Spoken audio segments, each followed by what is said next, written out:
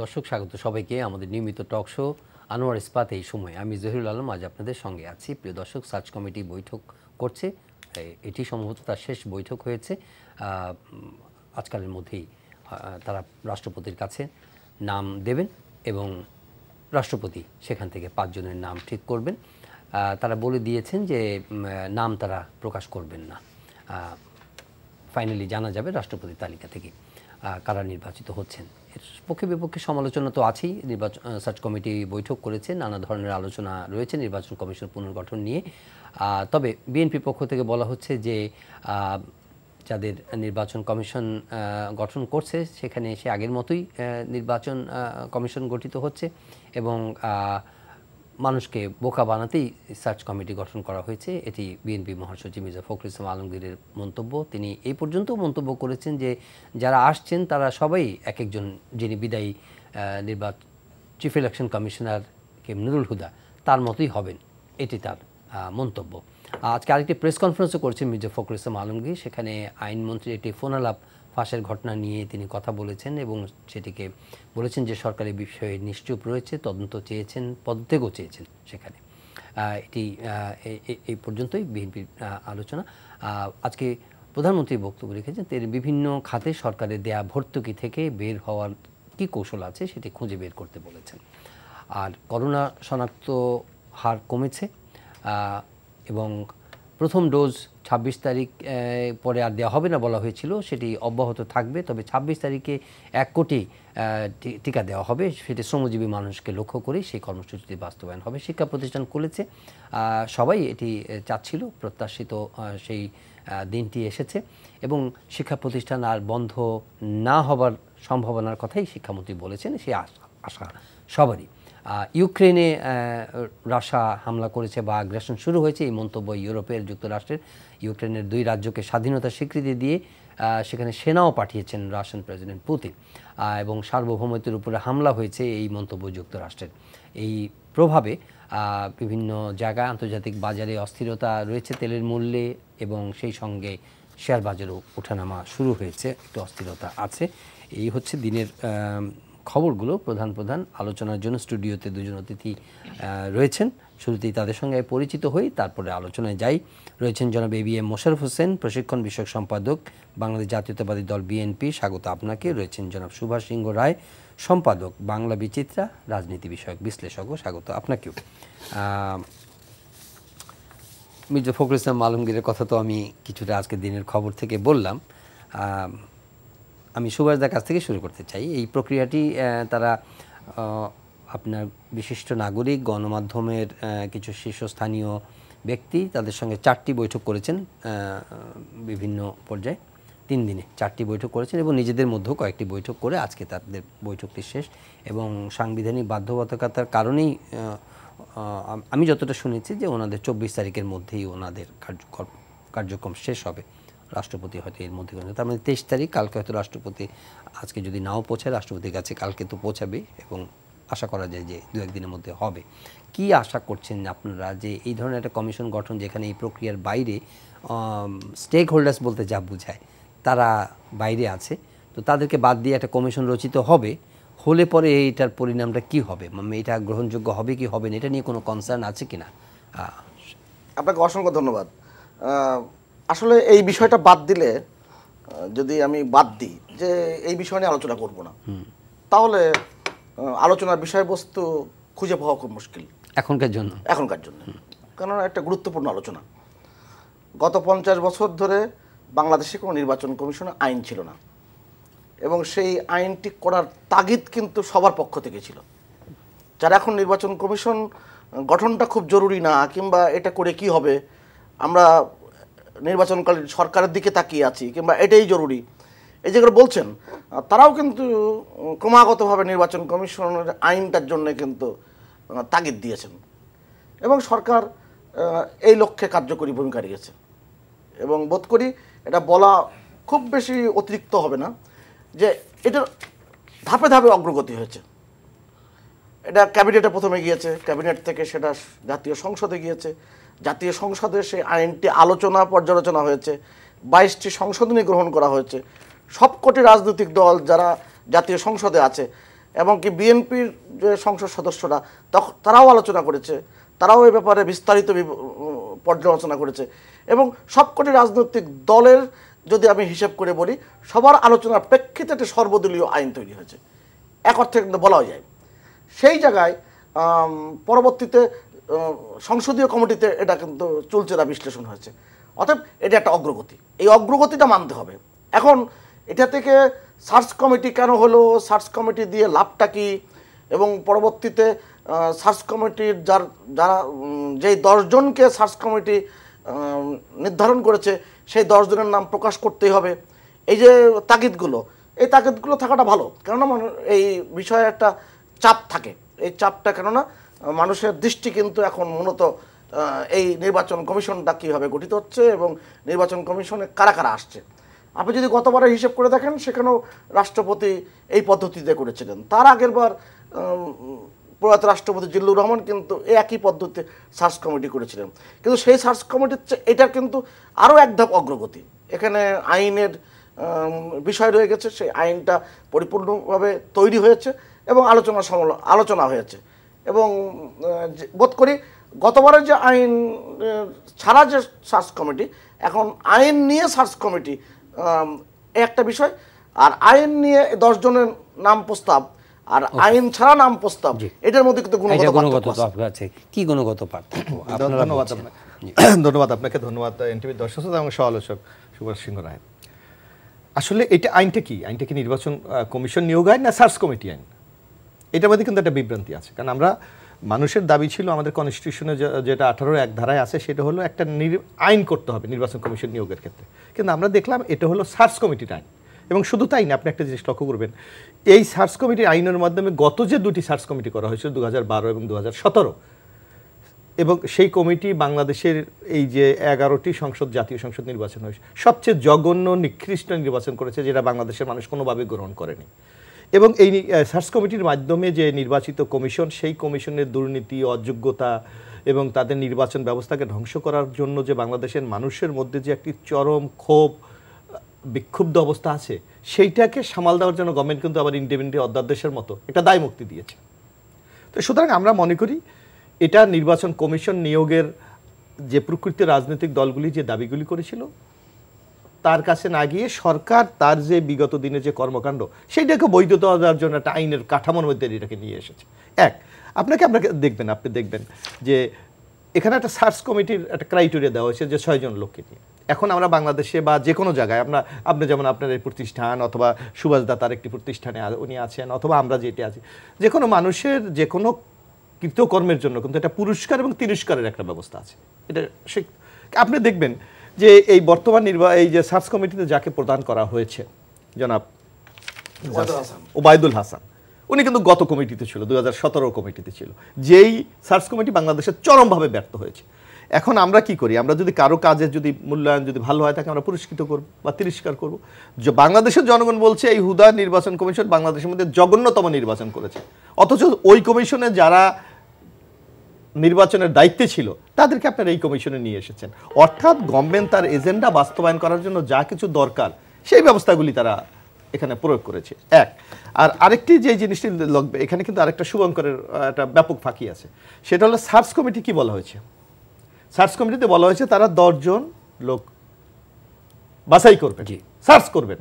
কিন্তু আমাদের কনস্টিটিউশন যদি দেখেন, বাংলাদেশের সংবিধানের 48(3) যদি আপনি যান, বিরাট একটা সাংঘর্ষিক। এরা 10 জন বাছাই করবেন, কিন্তু মহামান্য রাষ্ট্রপতি 48(3) অনুসারে মাননীয় প্রধানমন্ত্রীর পরামর্শ ছাড়া কোনো সিদ্ধান্ত গ্রহণ করতে পারবেন না। তাইলে এই 10 জন বাছাই করার মানেটা কি? না, কিন্তু 10 জনের মধ্যেই তো দিবেন না, 11 জনের কোথায়? কারণ এখানে তো সেটা প্রকাশ করছে না। এখানে যেখানে আপনিও আপনার উপস্থাপনায় বলেছেন যে সার্চ কমিটি 10 জনের নাম প্রকাশ করবে না, সুতরাং মাননীয় প্রধানমন্ত্রী যে 5 জনকে বাছাই করবেন তারা যে এই 10 জনের মধ্যে আছে এর নিশ্চয়তাটা কোথায়? এর নিশ্চয়তা তো আমরা দেখি না। যেমন গতবার আমরা যদি দেখি, আপনি দেখেন এই যেটা 2017 সার্চ কমিটি, সেখানে যাকে নুরুল হুদা করা হয়েছে তাকে শুনেছি যে তরিকল ফেডারেশন নাকি তাকে নাম প্রস্তাব করেছে, আমরা যেটা পত্রপত্রিকায় দেখেছি। এখন বাংলাদেশে বিএনপি বলেন, আওয়ামী লীগ বলেন, জাতীয় পার্টি বলেন, সুশীল সমাজ বলেন, তাদের কোনো গুরুত্ব নাই, অথচ এই 14 দলীয় জোটে তরিকল ফেডারেশন আছে বলে তার মাধ্যমে একটা নাম দিয়ে তাকে আপনি দিয়ে জনগণকে হজম করাবেন। এগুলি তো হলো রাজনৈতিক একটা অসৎ পদ্ধতি। না, কিন্তু একটা আইডিয়ালি একটা এর মধ্যে জাস্ট খুব রিলেটেড নয়, তারপরেও জিজ্ঞেস করি আপনাকে, মতামতটা দিবেন। সেটা হচ্ছে যে আপনারা তো মাঠে খেলবেন, এই খেলোয়াড়দের কাছ থেকে রেফারি কী হবে এটা বাছাই করা কি জরুরি কিনা, মানে কি এই প্রক্রিয়ার মধ্যে, মানে সামগ্রিকভাবে বলছি, যে আপনি আপনার পছন্দের নাম দিলেন, আপনার পছন্দের রেফারিকে এখানে নাম দিলেন যে উনি হইলে আমি খেলতে ভালো হবে, উনি বললেন যে উনি রেফারি হলে আমার খেলতে সুবিধা হবে, তো সেখানে তো কারো না কারো পক্ষে বিপক্ষে চলে যাবে। আমরা এখানে এইটা, এই প্রক্রিয়াটা ভালো কিনা, না এই প্রক্রিয়া কোনোভাবেই ভালো না। কারণ এটা হলো কি, সুভাষ দাও বলেছে আপনাদের স্টেক হোল্ডার কারা, বাংলাদেশের রাজনৈতিক দলগুলি, তারা একটা আইনের কথা বলেছে, তারা কিন্তু সার্চ কমিটির কথা বলেনি, আইনের কথা বলেছে। তা আপনি যদি সকল স্টেক হোল্ডারদের সাথে আলোচনা করে কোন পদ্ধতিতে আমরা করতে পারি, কিভাবে বিশ্বাসযোগ্যতা হয়, কিভাবে এফেক্টিভ হয়, তাহলে কিন্তু এটা কার্যকরী হতো। আজকে আপনি দেখবেন যে যারা নিবন্ধনকৃত প্রায় 8-10টা দল কিন্তু এটা নাকচ করে দিয়েছে, তার এই আলোচনা যাননি এবং কোনো মতামতও তারা দেননি। তারা বলেছে এটা সরকার তার যেই চিন্তা ভাবনা তারই একটা প্রতিফলন এখানে ঘটবে, সুতরাং এখান দিয়ে কাজ হবে না।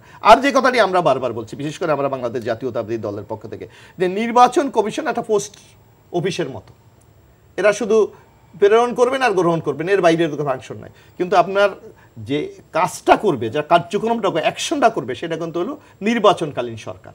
সুতরাং এই নির্বাচন কমিশন আপনি যাকে দিয়ে বানান, যদি মির্জা ফখরুল ইসলাম আলমগীরকে আপনি চিফ নির্বাচন কমিশন করেন, আর ফিল্ডের যেই নির্বাহী বিভাগের যে প্রশাসন যদি সরকারের পক্ষ থাকে, তাহলে বাংলাদেশে কোনোভাবে অবাধ সুস্থ নিরপেক্ষ নির্বাচন কোনোদিনই সম্ভব নয়, যেটা আমরা 2টি নির্বাচনে দেখেছি।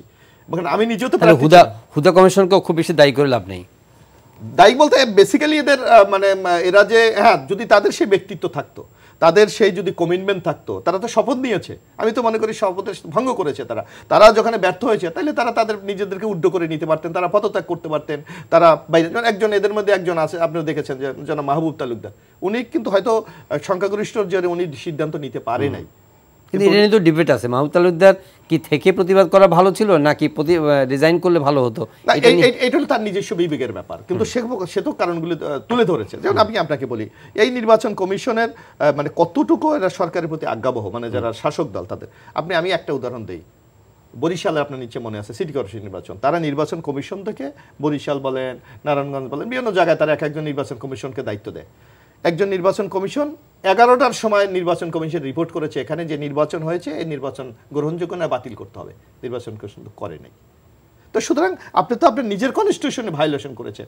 এবং আমাদের কনস্টিটিউশনে যদি আপনার গণপ্রতিনিধি অধ্যাদেশ 91-এ আপনি যান, সেখানে স্পষ্ট ভাষায় তাদেরকে এই ক্ষমতা দেওয়া আছে, যদি কোনো নির্বাচন সম্পর্কে কোনো অভিযোগ আসে, সেখানে সেই অভিযোগের যদি ন্যূনতম সত্যতা তারা পায়, তাহলে নির্বাচন বাতিল করতে পারে, ওই প্রার্থিতা বাতিল করতে পারে, এমনকি তার মধ্যে আইনগত পদক্ষেপ গ্রহণ করতে পারে। কিন্তু আপনারা দেখেছেন হুদা কমিশন অথবা কাজী রকিবুল হুদা কমিশন এ ধরনের অসংখ্য অভিযোগের পর কোনো ব্যবস্থা গ্রহণ করে নাই, বরং সরকার তাদেরকে যে সুযোগ সুবিধা দিয়ে নিয়োগ করেছে সেটা নিয়ে তারা সন্তুষ্ট ছিল। জনাব সুভাষ সিংহ রায়, যে প্রশ্নটা আমি জনাব এবিএম মোশাররফ হোসেনকে করেছিলাম, প্রসঙ্গক্রমে আপনার কাছেও জানতে চাই যে আপনারা ধরেন একটা ম্যাচ হবে, তো ম্যাচের মধ্যে ফিফা বা আইসিসি তারা কি খেলোয়াড় টিমকে জিজ্ঞাসা করে রেফারি ঠিক করে, নাকি তারা নিজস্ব বিবেচনায় বা তাদের গাইডলাইন অনুযায়ী, রুলস অনুযায়ী করে? এই যে আইন করা হচ্ছে বা এই যে সিস্টেমটা, এটাও তো একটা এরোনিয়াস বা একটা ফল্টি, আপনি কি মনে করেন? যে আপনাদের পরামর্শ নিয়ে কমিশন, আপনার এই প্রসঙ্গ উত্থাপনের যুক্তি আছে এবং সেটা এক্ষেত্রে কতটা প্রযোজ্য সেটার ব্যাখ্যাটা প্রয়োজন। আচ্ছা, আপনি গত 50 বছরে নির্বাচন কমিশনার হয়েছেন, প্রধান নির্বাচন কমিশনার 12 জন। না, আমি আমাদের দেশে আমি একটা আইডিয়াল একটা মানে মতামত চাচ্ছি, যে যারা খেলবে পৃথিবীর কোন দেশে, তাদের কাছ থেকে নাম সংগ্রহ করে ওখান থেকে আমরা ঠিক করতে গেলে তো পক্ষ বিপক্ষ হবেই। না, এটা তো যেহেতু আস্থা অনাস্থার বিষয়টা চলে আসছে, স্বাভাবিক কারণে এই প্রশ্নগুলো আসছে, এবং কেন আসছে, যুক্তি কি, তার অতীত ইতিহাস কি, এটা তো বিস্তর ব্যাখ্যা। রাইট, আচ্ছা, উত্তর পেয়ে গেছি এখানে। তা সেখানে যেমন এবিএম মোশাররফ হোসেন ওবায়দুল হাসানের প্রসঙ্গ এনেছেন, জি, এটা কিন্তু তার যুক্তিতে কিন্তু টেকে না এই কারণে মহামান্য রাষ্ট্রপতি যেই সার্চ কমিটি গঠন করে দিয়েছেন, গতবারের একজন তিনি তখন হাইকোর্ট ডিভিশনে ছিলেন, তার একটা অভিজ্ঞতা হয়েছে।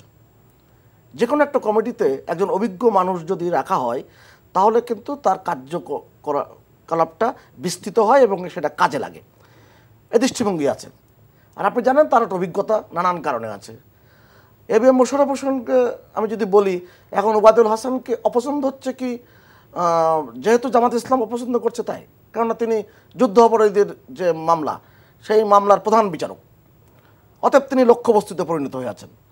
অতএব তিনি যেখানেই থাকেন না কেন এ বিষয়ে আলাপটা আসবেই।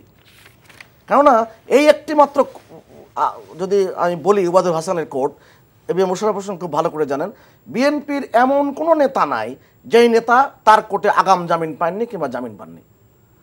অর্থাৎ তার বিষয়ে প্রসঙ্গটা তোলাটা আমার কাছে খুবই অযৌক্তিক মনে হচ্ছে। যাই হোক, আমার বিশ্লেষণ আমি দিলাম। আরেকটি হচ্ছে ইমনিটি, যেটা মোশাররফ ভাই উল্লেখ করলেন। আপনি গত যে সার্চ কমিটির মাধ্যমে যে নির্বাচন কমিশন হয়েছে, তার ধারাবাহিকতার একটি আইন সিদ্ধতার একটি পদ্ধতি। অতএব এইটাকে আপনি ইন্ডেমনিটি বলা, ওই যে র্যাবের হাতে হত্যাকাণ্ড, বঙ্গবন্ধু হত্যাকাণ্ডের ইন্ডেমনিটি দেওয়া, সেই ইন্ডেমনিটি শব্দটা যেখানে আটকে আছে ওই জায়গাটাতে বললে কিন্তু একটু খটকা লাগে। অতএব বিষয়টা সেমন নাই।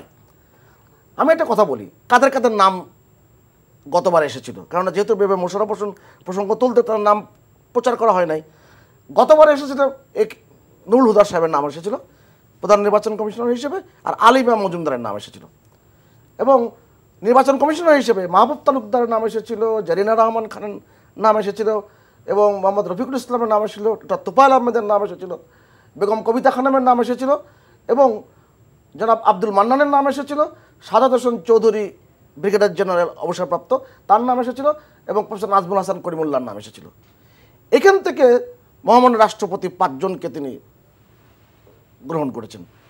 অতএব এই নাম যেমন আমি এখন বলছি এই অনুষ্ঠানের মধ্যে, নিশ্চয়ই এবারে কারা নাম, কাদের নাম এসেছে সেটাও কিন্তু একসময় প্রচারিত হবে, প্রকাশিত হবে। অতএব সময়ের একটা ব্যাপার। এখানে একটা প্রশ্ন করি, সেটি হচ্ছে যে এই কমিশন, সার্চ কমিটি যখন আলাপ করে তখন কেউ না কেউ এই প্রসঙ্গগুলো তুলেছে যে রাষ্ট্রপতি যে কোনো ধরনের সাংবিধানিকভাবেই উনি রাষ্ট্রের কর্তা, কিন্তু একই সঙ্গে কিন্তু দলীয় মনোনয়নপ্রাপ্ত। এখন ধরেন আপনার কে এম নুরুল হুদা, তিনি তরিকত ফেডারেশনের পছন্দের নাম। না না, এটা মোশাররফ হোসেন ভাইয়ের আচ্ছা বাদ দেন, ঠিক আছে, ওইটা ধরলাম না, XYZ, এটা এই আওয়ামী লীগও হতে পারে, বিএনপিও হতে পারে, যে কেউ একজন ওনার নাম প্রস্তাব করেছে। একই সঙ্গে former cabinet secretary Ali Imam মজুমদারের নামও এসছে। আমিও জানি যে দুজনের নাম যদি আপনার সিএস হিসাবে আসে, তাহলে রাষ্ট্রপতি সেখান থেকে কে এম নুরুল হুদাকে বেছে নিয়েছেন।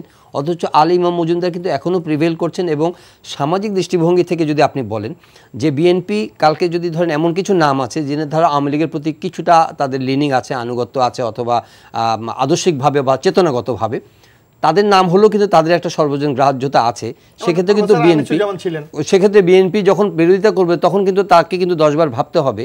সেরকম হলে আলী ইমাম মজুমদার যদি আসতো, তাহলে কি বিএনপি এই ভাষায় আলোচনা করতে পারত? এটা তো একটা বিস্তর ব্যাখ্যার বিষয় এবং সময়ের ব্যাপার। আমি সেই সময়ের দিকে দৃষ্টি রেখে আমি বলছি যে না, এই আলোচনাগুলো এসছে, যেমন উনি আনিসুজ্জামান স্যারের কথা বলেছেন, আপনার কে রেমান সোবান স্যারের কথা আছে, বা সুলতানা কামালের কথা যদি আসেও, উনি তো উপদেষ্টা ছিলেন, উনি এই পদের জন্য আসবেন কিনা সেটাও আমরা জানি না। কিন্তু আলোচনা যদি আসতো, বিএনপি কালকে আউটরাইটলি রিজেক্ট করে দিতে পারতো কিনা যে না, সুলতানা কামাল আসছেন ইলেকশন কমিশনে, আমরা ওনাকে মানি। আমি আর কি বলবো, আপনার কথা প্রসঙ্গে আমার বলতেই হয়, খুব সংক্ষেপে বলি। আমি মাঝে মাঝে মনে করি বিএনপি কি বহুত না অদ্ভুত। এ কারণে আপনি জানেন যে বিচারপতি শাহাবুদ্দিন আহমেদ যখন আওয়ামী লীগের দলীয় সরকারের রাষ্ট্রপ্রধান হয়েছিলেন, এটা মাননীয় প্রধানমন্ত্রী শেখ হাসিনার একান্ত ইচ্ছায়, তখন কিন্তু তিনি দলীয় রাষ্ট্রপতি নিয়োগ করতে পারতেন 96 সালে সরকারে এসে। কারণ ওই 91 সালে তার অধীনে নির্বাচনে আওয়ামী লীগ কিন্তু পরাজিত হয়েছে, এবং এই আওয়ামী লীগের এটা নিয়ে ক্ষোভ বিক্ষোভও কিন্তু ছিল। তো সেখান থেকে অগ্রগতি হয়েছে, এবং সেটা এক ধাপ অগ্রগতি। মহামান্য রাষ্ট্রপতিকে, বিচারপতি শাহাবুদ্দিন আহমেদকে যখন বলা হয়েছিল এ বিষয়ে নাম প্রস্তাব করার জন্য, তিনি সরাসরি এম এ সাইদের নাম বলেছিলেন। এখন এইটা বিএনপি শোনার পরপরই তৎকালীন পত্রপত্রিকা নিশ্চয়ই আপনি ঘেটে দেখবেন, বিএনপি তখন বলে উঠলো এই যে বাকশালের সাইদ সাহেবকে নির্বাচন কমিশনার করা হয়েছে, এবং তারা হরতাল ডেকে বসলো। মানে অদ্ভুত সংস্কৃতি, কোথায় অধ্যাপক সাইদ আর কোথায় হচ্ছেন যিনি এম এ সাইদের নাম উল্লেখ করলেন। অর্থাৎ এই যে বিরোধিতার জন্য বিরোধিতা করা, সেটাই আমি একটু উল্লেখ করলাম মাত্র। তা মানে আপনি বলছেন যার নামই আসুক, বিএনপি এটা বিরোধিতা করবেই। এবং এম এ সাইদের অধীনে নির্বাচনে কিন্তু 2001 সালে 1 অক্টোবরে বিএনপি কিন্তু ক্ষমতায় দখল করেছে কিংবা ক্ষমতায়। এই প্রশ্নটা জেনে আসুন ওনার কাছ থেকে। যেমন উনি প্রথমে একটা খোঁচা দিলেন বা ইঙ্গিত করলেন, সেটা হচ্ছে যে আগে কিন্তু, এবং এটা সত্যিও, যারা অনেক সিভিল সোসাইটি বা থিঙ্ক ট্যাঙ্ক অর্গানাইজেশন তারা কিন্তু বারবার বলেছে যে খুব দ্রুতই আইনটা করা যায়, 2-3 দিনের মধ্যে করে ফেলা যায়, ড্রাফটও রেডি আছে ইত্যাদি। কিন্তু যখন আইনটা করা হলো then they started criticising the government. মানে আপনার এটা কি শুধু এইভাবে ব্র্যান্ডিং হচ্ছে যে বিরোধিতার খাতিরেই কি সব বিরোধিতা করতে হবে? আপনি একটা জিনিস, আইনটা তো সবাই চেয়েছে, এটা তো অস্বীকার করার সুযোগ নেই। সকল রাজনৈতিক দল বলেন, আপনার সুশীল সমাজ বলেন, মিডিয়া বলেন, সর্বক্ষেত্রে। আচ্ছা, মাঝখানে মোশাররফ ভাই থামিয়ে দিয়ে বলি, আপনার আগামীকাল বাংলা পরীক্ষা, আপনার 7 দিন পরে হচ্ছে বিজ্ঞান পরীক্ষা। আপনি কি আগে বাংলা পরীক্ষাটার প্রস্তুতি নেবেন, না সেটা নিয়ে কাজ করবেন, লেখাপড়া করবেন, নাকি ওই বিজ্ঞান পরীক্ষা নিয়ে আপনি কথা বলবেন? আপনার 2024 সালের জানুয়ারি মাসে নির্বাচন, আপনি এখন নির্বাচন কমিশনটা ছেড়ে দিয়ে আপনি বলতেছেন যে আমি নির্বাচনকালীন সরকার। না, আমি একটু কথা বলি, যে কথাটা বলছে যে আমাদের সবার কিন্তু দাবি ছিল এটা একটা আইন করা, কিন্তু আইন করতে হলে আপনাকে সেটা তো গ্রহণযোগ্যতা থাকতে হবে সবার। আপনি এখানে কি আজকে যদি আওয়ামী লীগ, আমি একটু বলি, আপনি যদি আজকে যদি এখানে আওয়ামী লীগের বিরোধিতা থাকতো, তারাই তো নিশ্চয়ই একটা মতামত দিতে পারতো বা প্রয়োজন ছিল। বিএনপি আজকে আছে, বিএনপির, কিন্তু এখানে কোনো দলের কি মতামত না হয়েছে? আপনি একটা আইন করেছে, এবং শুধু তাই না, দেখবেন যে বৈশ্বিক বাংলাদেশে যখন একটা পরিবর্তন বা একটা প্রেশারের অবস্থা ছিল, আওয়ামী লীগের যখন আমরা বিভিন্ন দল থেকে, সুশীল সমাজ থেকে বলা হচ্ছে আইন দরকার, আইনমন্ত্রী বলেছে এত তাড়াতাড়ি আইন করা সম্ভব না, এবং খুব স্ট্রংলি উনি বলেছেন। আমরা দেখলাম কি যে বাংলাদেশের এই যে একটা স্যাংশনের পর যখন সরকারের উপর একটি চাপ আসলো, মাননীয় প্রধানমন্ত্রী মহামান্য রাষ্ট্রপতির সাথে সাক্ষাৎ করতে গেলেন আওয়ামী লীগের প্রতিনিধি হিসাবে, ওখানে গিয়ে বললেন যে একটা আইন করা দরকার। এতদিন কিন্তু আইনমন্ত্রী বলেছে এত তাড়াতাড়ি সম্ভব না। বঙ্গভবন থেকে মাননীয় প্রধানমন্ত্রী বেরোচ্ছেন, আমরা মিডিয়ায় দেখলাম যে ক্যাবিনেটে দুপুরে আইন অনুমোদন দেওয়া হয়েছে। অর্থাৎ আপনি একটা পরিকল্পনা করে এই আইনটি আপনি করেছেন। আর যেই আইনের মধ্যে আপনি এখানে একটু ইয়ে দিলেন যে স্যাংশনের পরে, তার মানে কি মনে করছেন যে মানে এগুলো কি ইন্টারন্যাশনাল প্রেসারে হয়েছে? অবশ্যই প্রেসারে হয়েছে, নাহলে এত তাড়াতাড়ি সরকার করবে? সরকার তো কোনো কিছু মানছে না। তত্ত্বাবধায়ক সরকারের দাবিটা কি ইন্টারন্যাশনাল প্রেসারে করতে হবে? এটা বাংলা আগে বাদ দিন, আপনি অপেক্ষা করেন কি দাঁড়াচ্ছে দেশে। এক, এখানে সুশীল 96 সালে 15 ফেব্রুয়ারি নির্বাচনের পর সুভাষ দা কয়েকটা কথা বলেছে, স্যাংশনটা করে আমি একটু শেষ করে দাদা, উনি ওটা বিচারপতি ওবায়দুল হাসানের কথা বলেছে যে যুদ্ধ অপরাধীর, এটা আমি জানতাম না উনি এই কিন্তু উনি সেটা না, ওনার পরিচয় তো অন্য একটা। ওনার ফাদার 70 আওয়ামী লীগ থেকে নির্বাচিত এমপি ছিলেন, ওনার ভাই মাননীয় প্রধানমন্ত্রীর ব্যক্তিগত সচিব ছিলেন, উনি বর্তমানে এই সরকারের বেনিফিশিয়ারি বিমানের চেয়ারম্যান হিসেবে আছে ওনার ভাই। এক, জনাব সৌল হোসেন যিনি 2018 সালে আওয়ামী লীগ থেকে নমিনেশন প্রত্যাশী ছিলেন। তো এই পরিচয়গুলি কি আপনি বাংলাদেশের মানুষের কাছ থেকে এটাকে আপনি সরিয়ে দিতে পারবেন? বাংলাদেশের মানুষের পারসেপশন কি যে এরা আওয়ামী লীগের পক্ষে কাজ করবে, এটা তো পারসেপশন। আজকে যে কথাটি বলা হচ্ছে যে এই যে নুরুল হুদা, আমার বাড়ি পটুয়াখালীতে, নুরুল হুদা সাহেবের বাড়ি পটুয়াখালী জেলা আওয়ামী লীগ, তো খুশি হওয়ার কথা না, উনি খুশিতে আমি হই নাই, কারণ নির্বাচন উনি আওয়ামী লীগের অ্যাডভাইজার পটুয়াখালী জেলা শাখার, সেই লোককে নিয়ে আপনার প্রধান নির্বাচন কমিশন আপনি বানিয়ে দিয়েছেন। এবং ওনার আত্মীয় স্বজন মানে যারা আছে তারা বাউফলে আপনি যান, আওয়ামী লীগের রাজনৈতিক সম্পাদকের নির্বাচিত চেয়ারম্যান সেই অবস্থায় তারা আছে। তার ভাগ্নিয়াকে একটা এই সরকারের আমলে এমপি বানিয়েছে, অত ক্ষমা জাহাঙ্গীর মতো লোক নমিনেশন পায় না কেন? পুরস্কারটা কেন? পুরস্কারটা হলো যে এই সরকারের পক্ষে কাজ করতে হবে। এক, এখন আপনি যে কথাটা বলছি, আপনি বলছেন যে পারসেপশনটা কি পাবলিকের পারসেপশন হইলো যেখানে ওবায়দুল হাসান আছে, যেখানে সৌল হোসেনের মতো আওয়ামী লীগ ঘরানার লোক আছে, অন্যদের হয়তো পরিচয় আমরা জানি না, তাও যদি আমরা বলি জানি আমরা, কারণ আপনার এখানে কি বলা আছে, যদি স্পষ্ট বলা আছে যারা এই সরকারের অধীনে চাকরি করেছে নিশ্চয়ই তারা বেনিফিট পেয়েছে। যিনি এখন পাবলিক সার্ভিস কমিশনের শিক্ষা সচিব ছিলেন, উনি সরকারের আজ্ঞাবহ লোক বলেই তো তারা আপনার পাবলিক সার্ভিস কমিশনের চেয়ারম্যান করেছে। এটা বোঝা গেছে, কিন্তু যে প্রশ্নটা করতে চেয়েছিলাম সেটা হচ্ছে যে এটা কি একটা মানে একজন সাইকোলজিক্যাল কন্ডিশন নাকি, যে ধরেন এই কমিশনে ওনাদেরকে আপনি বায়াস বলছেন বা ওনাদের লিনিং আছে টুয়ার্ডস আওয়ামী লীগ, তারপরেও having all the facts in place, ওনারা কালকে একটা ভালো মানে ধরেন জনগ্রাহ্য মানুষের অ্যাসপিরেশনের সঙ্গে যায়, এরকম ধরেন 5 জন লোকের নাম দিল কথার কথা, তো ওইটা কি আপনাদের কাছে তখনও তো আপনারা বলবেন যে দেয়ার বায়াস? না, হতে পারে, বাংলাদেশে গ্রহণযোগ্য লোক তো আছে, আপনি অস্বীকার করেন, সেটাই বলছি যে সেরকম যদি একটা লোক আসে তখনও কি এই বিরোধিতাই চলতে থাকবে? বাংলাদেশে গ্রহণযোগ্য লোক আছে তো, আপনি অস্বীকার করার পদ্ধতি নাই। আপনি বাংলাদেশে যে কথা, আমরা তো বাংলাদেশে দেখেছি, আমি একটু আশাবাদী হই কথা, অবশ্যই আপনার সাথে আমিও আশাবাদী, আমি কিন্তু নিরাশাবাদী লোক না। আজকে বাংলাদেশে তো 91 সালে যখন নির্বাচন হয়েছে, আমরা তো আমরা সুভাষ দেশ বিরোধী আন্দোলন, আমরা তখন তাকে মাঠের কর্মী, আমরা দেখেছিলাম যে একটা শুধু দড়ি বেঁধে একজন আনসার দিয়ে নির্বাচন করেছিলেন। বাংলাদেশের ইতিহাসে তো সবচেয়ে অবাধ সুষ্ঠু নিরপেক্ষ নির্বাচন হয়েছে 91-এর নির্বাচন। তো সেখানে যদি সম্ভব হয়, এখন হবে না কেন? কারণ আপনাকে সেই ধরনের একটা পরিবেশ তৈরি করতে হবে।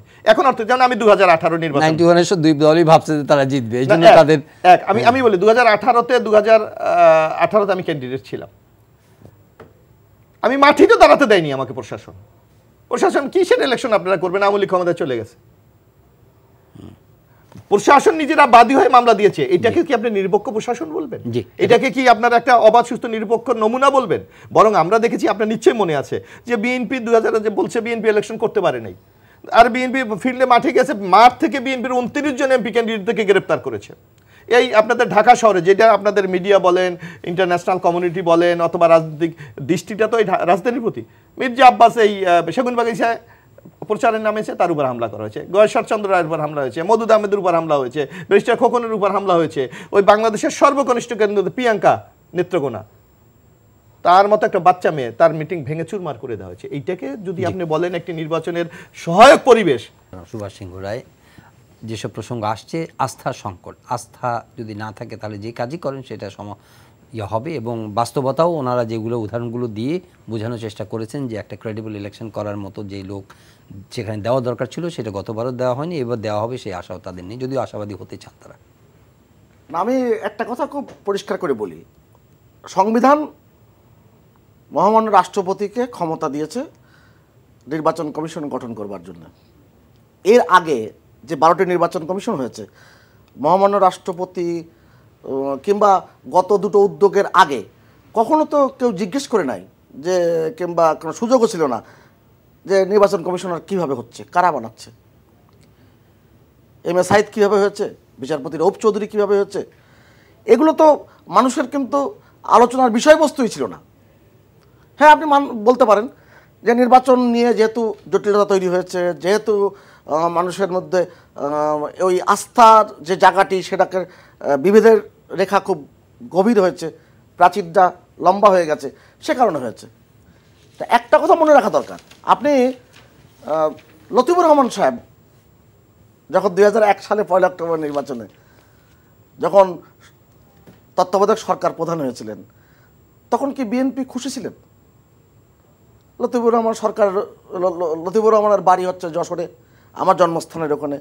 বিএনপির বিস্তর অভিযোগ এই ভদ্রলোকের সমস্ত পরিবার পরিজন আত্মীয় স্বজন সব হচ্ছে আওয়ামী লীগের, অতএব তিনি আওয়ামী লীগের বেনিফিশিয়ারি, অতএব তিনি কি করে তত্ত্বাবধায়ক সরকার প্রধান হন, এই কথাগুলো তো এসেছে।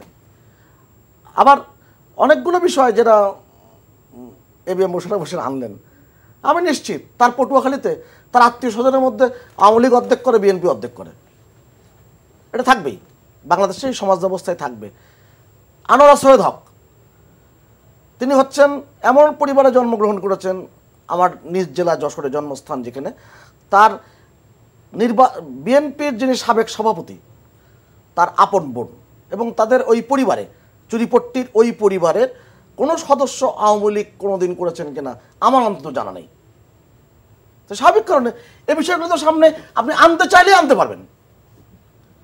আমি তো আবারও জোর দিয়ে বলছি, ওবায়দুল হাসান এই কারণে তিনি লক্ষ্যবস্তু পরিণত হচ্ছেন যে তিনি যুদ্ধ অপরাধী ট্রাইব্যুনালের প্রধান বিচারক, অর্থাৎ তাকে এই দিকে তীর ছুটতেই হবে। আরেকটি ব্যাপার, নির্বাচন কমিশন গঠনটা খুব জরুরি, কেননা এটা আমাদের সময় পার হয়ে যাচ্ছে এবং সেটা করার জন্য মহামান্য রাষ্ট্রপতি এই উদ্যোগটা নিয়েছেন। আমি তো আবারও বললাম, আজকের এই বাস্তবতায় আপনি যদি যতগুলো মানুষের নাম এসেছে এখান থেকে যদি আপনি বলেন যে 5 জন একেবারে কট্টর বিএনপিপন্থী লোকরে আপনি নির্বাচন কমিশনার বানাবেন, একেবারে কট্টর, পারবেন এই নামগুলোর থেকে। আবার যদি বলেন একেবারে কট্টর আওয়ামীপন্থী মানুষ বানাবেন, পারবেন। আবার সর্বজন গ্রাহ্য 5টা কমিশন এখান থেকে করা যাবে, পারবেন। এটা তো খুবই যৌক্তিক একটি বক্তব্য। বিচারপতি কে এম হাসান যখন তত্ত্বাবধায়ক সরকারের প্রধান হিসেবে সামনে আসলো, নিশ্চয়ই এই বিতর্কের কথা আপনার মনে আছে, কেননা যেহেতু বিএনপি সরকার ওই সময় বিচারপতিদের বয়স বাড়িয়েছিল এবং লক্ষ্য ছিল কে এম হাসানকে তত্ত্বাবধায়ক সরকার প্রধান বানানো। যেদিন উনি পদত্যাগ করেন, তার ধানমন্ডির 5 নম্বর রোডের বাসার সামনে আমি উপস্থিত ছিলাম। এবং আমার দেখে শুনে এবং তার প্রথম থেকে তাকে আমি দেখেছি, দেখে শুনে মনে হচ্ছে তিনি যদি তত্ত্বাবধায়ক সরকার প্রধান দায়িত্ব তিনি গ্রহণ করতেন তাহলে তিনি অন্তত নিরপেক্ষতার সাথে দায়িত্ব পালন করার চেষ্টা করতেন। তার সে পারিবারিক ঐতিহ্য আছে, তার বাড়ির সামনে জাস্টিস হাসান লেখা, আমি মনে করছিলাম তার নিজের বাড়ি, এটা তার বাবার পরিচয় এবং তার বাবাও জাস্টিস ছিলেন। অর্থাৎ অনেকগুলো বিষয় কিন্তু আমাদের সমাজের ভিতরে নানান রকম ভ্রান্তির জায়গা তৈরি করা হয়।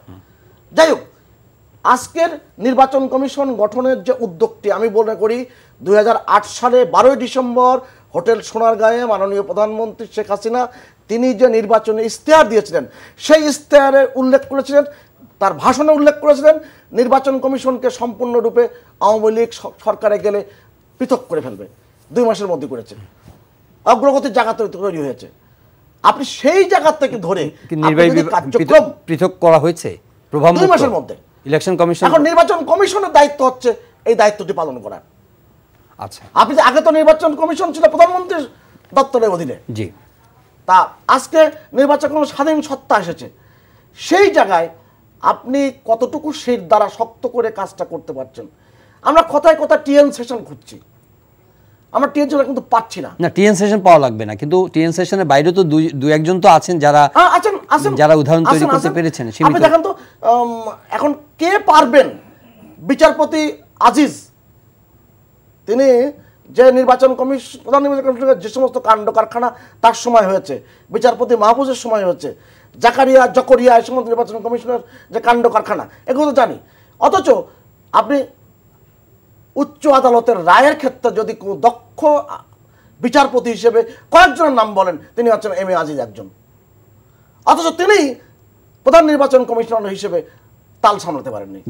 অর্থাৎ এই ব্যাপারগুলো গুরুত্বপূর্ণ কারণে আপনি বাংলাদেশের রাজনৈতিক সংস্কৃতিকে কিভাবে নির্মাণ করছেন। এখানে সুভাষদার নিজে কিছু সবরিতার কথা বলেছে, উনি বিচারপতি আজিজ সাহেবের কথা বলেছে। আজিজ সাহেব কিন্তু নির্বাচন কমিশন নিযুক্ত হওয়ার পর বাংলাদেশে সিঙ্গেল একটি নির্বাচন করেন নাই। তাহলে সেই লোক ভালো বা খারাপ আপনি কিভাবে তাকে মূল্যায়ন করবেন, সার্টিফিকেট কিভাবে দেবেন?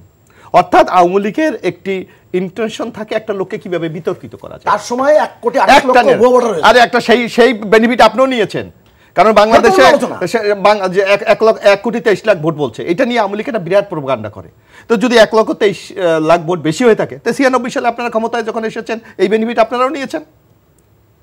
কারণ তখন হলো কি, যখন এনআইডি হলো, না আমি একটু বলি, এনআইডি যখন হয়েছে, এনআইডি হয়েছে, আপনি তখন আমি ঢাকা ইউনিভার্সিটির ছাত্র ছিলাম, সুভাষ সিংহ রায় ছাত্র ছিলেন, হলে আমাদের একটি ভোট হয়েছে।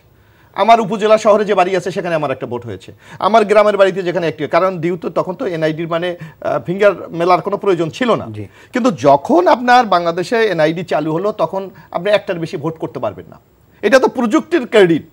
কিন্তু আপনার যখন অ্যানালগ যখন ছিল তখন তো বাংলাদেশে অনেকটা হয়েছে, যার জন্য ভোট কমে গেছে। যার জন্য কি আজিজ সাহেবের দোষ? বরং আজিজ সাহেবকে টার্গেট করে তারা 111-এর মতো একটা জিনিস তৈরি করবে বলে সেই পরিকল্পনা তারা করেছিলেন। এখন একটা ফরওয়ার্ড লুকিং করেন। হ্যাঁ, এখন আমরা যে কথাটি বলেছি, আওয়ামী লীগ দেখবেন এই যে হাসান সাহেবের কথা বলেছে, যে সুভাষ সিংহ রায় আজকে যেটা বলেছে জনগণ মনে করবে যে হাসান সাহেব অত্যন্ত ভালো লোক। আওয়ামী লীগ তখন বলেছে হাসান সাহেবের কোনোভাবে বাংলাদেশের তত্ত্বাবধায়ক সরকারের দায়িত্ব দেওয়া যাবে না। ওবায়দুল কাদের সাহেব আওয়ামী লীগের যুগ্ম সাধারণ সম্পাদক, আমার স্পষ্ট ভাষায় মনে আছে, উনি এই যে গুলিস্তান মিটিং করে বলেছে বঙ্গভবনের অক্সিজেন বন্ধ করে দেবো, আপনাদের মনে থাকার কথা, অক্সিজেন বন্ধ করে দেন, মনে রাখ। তা আওয়ামী লীগ হলো তার নিজের স্বার্থ সংরক্ষণের জন্য যা দরকার তাই করবে। এখানে নীতি বলেন, নৈতিকতা বলেন, আদর্শ বলেন, এগুলির কোনো কিছু নাই। এখন তারা বলেন, আজকে আমরা যখন ছাত্র ছিলাম, আমি এখানে সুভাষ দা এখানে ছিলেন, আজকে মাননীয় প্রধানমন্ত্রী আওয়ামী লীগের সভানেত্রী প্রায় ঢাকা বিশ্ব ক্যাম্পাসে যেতেন, ওনার একটা বক্তব্য আমাদেরকে ব্যাপকভাবে উৎসাহ দেয় যে স্বৈরাচার এরশাদ বাংলাদেশের নির্বাচন ব্যবস্থাকে শেষ করে দিয়েছে, মানুষ ভোট দিতে পারছে না, আমি মানুষের ভোটের অধিকার ফিরিয়ে আনতে চাই, ভোট এন্ড ভাতের অধিকার ফিরিয়ে আনতে চাই। আমরা নিশ্চয় সুভাষ দাবো স্বীকার করবেন। আর সেই মাননীয় প্রধানমন্ত্রী মানে আওয়ামী লীগের সভানেত্রীর আমলে বাংলাদেশের মানুষ ভোটের অধিকার হারিয়েছে। এর চেয়ে দুর্ভাগ্য জাতির জন্য আর কিছু হতে পারে? আপনি জাতিকে, আমরা কি যারা আমরা রাজনৈতিক নেতা বা কর্মী বলেন, আমরা তো মানুষকে আশার বাণী শোনাই, তাদেরকে স্বপ্ন দেখাই, কিন্তু সেই স্বপ্ন এই যে এখন এক সময় হয়তো আমাদের আগামী প্রজন্ম হয়তো বলবে এক সময় বাংলাদেশে ভোট হতো। এই জায়গায় তো আজকে আওয়ামী লীগ বাংলাদেশকে নিয়ে গেছে। আজকে দিনের ইলেকশন রাতে হয়, 154 জন বিনা প্রতিদ্বন্দ্বিতা হয়ে যায়। বাংলাদেশের টোটাল ভোটারদের ওয়ে আউটটা একটা আওয়ামী লীগকে তার এই যে একদলীয় যে চিন্তা ভাবনা, একটা কর্তৃত্ববাদী যে শাসনের তার মস্তিষ্কে প্রবেশ কিন্তু করেছে। আপনারা বাংলা পরীক্ষা থেকে যদি ইংরেজি বিজ্ঞান পরীক্ষার কথা চিন্তা করছেন, ওইটা কথা একটু বলেন। পরীক্ষাতে আপনাকে শুধু বাংলায় পাশ করলে তো হবে না, আপনার থেকে বিজ্ঞানও পাশ করতে হবে। শুরু তো করতে হবে না, শুরু তো আমি করেছি, আমি তো শুরুর মধ্যেই আছি। বরং আপনি যদি বাংলায় 90 পান আর আপনি বিজ্ঞানে 27 পান, তাহলে তো আপনি ফেল। তা আজকে আপনি নির্বাচন কমিশন নিয়োগ করবেন, কিন্তু নির্বাচনকালীন সময় যারা নির্বাচনকে কন্ট্যাক্ট করবে, নির্বাচন পরিচালনা করবে, তাদের ব্যাপারে আপনি ভাববেন না। এটা তো অসম্পূর্ণ একটি কথাবার্তা। বরং নির্বাচন কমিশন যেমন থাকবে, পাশাপাশি নির্বাচনকালীন সময় রাষ্ট্রীয় কাঠামোটা কি হবে সেটা হলো সবচেয়ে গুরুত্বপূর্ণ বিষয়। আজকে শাহাবুদ্দিন সাহেবের কথা বলেন, আজকে দেখবেন তখন শাহাবুদ্দিন সাহেবের সময় 91-এ অথবা 96 বলেন, 2001 বলেন, যে এমন তো কোনো অভিযোগ নাই প্রশাসন জোর করে অমুক প্রার্থীকে জিতিয়ে দিয়েছে। বরং আমি 2018-তে আমি নিজে একবার আপনার এই লাইভ প্রোগ্রামে আমি সাক্ষী দিয়ে বলছি, আমি নিজে নির্বাচনে নমিনেশন সাবমিট করেছি, আমাকে প্রশাসনের পক্ষ থেকে বলা হয়েছে আপনি মুভ করতে পারবেন না, উপরের নির্দেশ, মুভ দেয়নি। আমার নেতাকর্মীদের নামে 5টা স্পেশাল পাওয়ার অ্যাক্ট 74-এর 5টা মামলা করেছে, 357 জনকে গ্রেফতার করেছে। This is the election. এটা একটা দলকে নির্বাচনে জিতিয়ে দেওয়ার জন্য একটা ব্লুপ্রিন্ট, সেই ব্লুপ্রিন্টের অংশ হিসেবে 2018-2014 সেই ব্লুপ্রিন্ট অনুযায়ী কি সরকার এগোচ্ছে এবং আপনাদের ভূমিকা কি হবে? আমাদের ভূমিকা হলো, যে কোনো জিনিস তো বেশি দিন টেকা যায় না। আচ্ছা, বেশি দিন কিন্তু টেকা যায় না। আপনি একটা ন্যাচারাল পানিশমেন্ট আছে, হ্যাঁ, যদি হয়তো আমরা ব্যর্থ হতে পারি, কিন্তু ন্যাচারাল পানিশমেন্ট বলে একটা কথা কিন্তু আছে। কেউ কোনো কিছু পৃথিবীতে চিরস্থায়ী কোনো কিছু না। আওয়ামী লীগ যেই একটি পুরানো দল, তারা বলে 70 বছরের দল, কিন্তু সেই আওয়ামী লীগ গণতন্ত্রকে হত্যা করেছে, ভোটের অধিকারকে হত্যা করেছে, মানুষের কথা বলার অধিকারকে হত্যা করেছে। একটা দলের এর হচ্ছে দেউলিয়াপন্ন অবস্থা কি হয়। আপনি নিশ্চয়ই একটা গল্পের কথা শুনেছিলেন আপনি, যে সিটি কর্পোরেশন নির্বাচনে খুলনাতে এক ছেলে ভোট দিতে গেছে, তো বলছে তোর ভোট তো দেওয়া হয়ে গেছে। তো বললো আমার ভোট দেওয়া, আমি তো এই মাত্র আসলাম। তোর বাবাও দিয়ে গেছে, ওর বাবা 10 বছর আগে মারা গেছে। ভাই আমার ভোট দেওয়ার দরকার নাই, বাবা কখন আসবে, বাবার সাথে আমার দেখা করাই দেয়। এইসব গল্প তো আমূলিক আমার প্রচলিত আছে। আজকে আর সময় নেই, ন্যাচারাল পানিশমেন্টের কথা বলছিলেন। আমি মাঝে মাঝে অবাক হই, রাজনীতিবিদরা কিন্তু অনেক কথাই বলতে পারেন, রাজনীতিবিদরা মঞ্চে অনেক কথা বলেন এবং বিভিন্ন আলোচনায় অনেক কথা বলেন। এই যে স্যাংশন প্রসঙ্গে কথা বলবো, যখন সময় নেই এত লম্বা আলোচনা, আপনি শেষ করে বলি, আপনার কি মনে আছে বিল ক্লিনটন বাংলাদেশে এসেছিলেন? কি কারণে এসেছিলেন? এসেছিলেন বাংলাদেশের গ্যাস যেন দিয়ে দেওয়া হয়। এটা বুঝেই কিন্তু যখন এসেছিলেন বাংলাদেশ যে একটি বহুলবাদী দল, সেটা আপনারা সেই বই দিয়েছিলেন, মনে আছে? তাহলে কি দাঁড়ালো? কি দাঁড়ালো? আপনি ওনাকে বললেন আমাকে 1 মিনিট মাত্র সময় আছে, তার মধ্যে আপনি ঢুকে গেলেন। আপনি বিল ক্লিনটনের একটা সাইড বলছেন, আবার একটা সাইডটা বলেন। একই ঘুরপাকের মধ্যে বিএনপি থাকে। বিল ক্লিনটনকে কিন্তু সাফ জামিয়ে দিয়েছিলেন 25 বছর 50 বছরের মজুদ না করে তিনি কোনো গ্যাস রপ্তানি করবেন না, তার প্রভাব পড়েছিল। ওই ভয়ে তাহলে 2008-এ কি আপনারা ওই কমিটমেন্ট করে ক্ষমতা এসেছেন? শেষ করতে দেন। আপনি তো অকারণে চঞ্চল, অকারণে আপনি জেনুইন কথা বলবেন তো। শেষ কথা, আশ্চর্য কথা, সেটা দেখার দায়িত্ব তো সঞ্চালক আছে। সব দায়িত্ব বিএনপি নিয়ে নিলে বাংলাদেশের অবস্থা যে কি হবে। ভাই আমি তো বিএনপি এর সাইনবোর্ড আছে, আপনি তো নিরপেক্ষ বিশ্লেষক হিসেবে বিশ্লেষণ করবেন, আপনি শেষ করতে দিলেন না। এটাই যদি হয় তাহলে তো খুব দুঃখজনক ঘটনা। বাংলাদেশের রাজনীতি সংস্কৃতির বিকাশটা প্রয়োজন। 2014 নির্বাচনে আপনি নির্বাচনে আসেননি, এটা আপনার দায়িত্ব। 2018 নির্বাচন আপনি নিজে করতে না পেরে জামাতকে বন্ধক দিয়েছেন, ডক্টর কামাল হোসেনকে বন্ধক দিয়েছেন, নিজের প্রার্থী 4-5 জন করে করেছেন, নিজের প্রার্থীরা নির্বাচন কেন্দ্রে যাননি, নির্বাচনে প্রচারে যাননি, সেই বাংলাদেশের নির্বাচন করতে দেননি। আপনি টোটাল প্রশাসনকে নিজের মতো ধন্যবাদ। এই আলোচনা চলতেই থাকবে। জনাব এবিএম মোশাররফ হোসেন এবং জনাব সুভাষ সিংহ রায়। প্রিয় দর্শক, আজকে আনোয়ার ইস্পাতে এই সময় শেষ করছি। ভালো থাকবেন, দেখা হবে আবার পরের অনুষ্ঠানে। চাইলে আপনারা অনলাইনে অনুষ্ঠানে দেখতে পারেন, ভিজিট করুন ntvbd.com, ইউটিউব ভেরিফাইড ফেসবুক পেজে জনপ্রিয় অনুষ্ঠান খবরের আপডেট আপনারা জেনে নিতে পারেন। আর করোনার ঝুঁকি কিছুটা কমেছে, শনাক্ত কমেছে, কিন্তু সুরক্ষা পদক্ষেপগুলো অব্যাহত রাখবেন, মাস্ক পরবেন, সাবান দিয়ে হাত ধুবেন, যথাসম্ভব এড়িয়ে চলবেন জমায়েত। ভালো থাকবেন সবাই।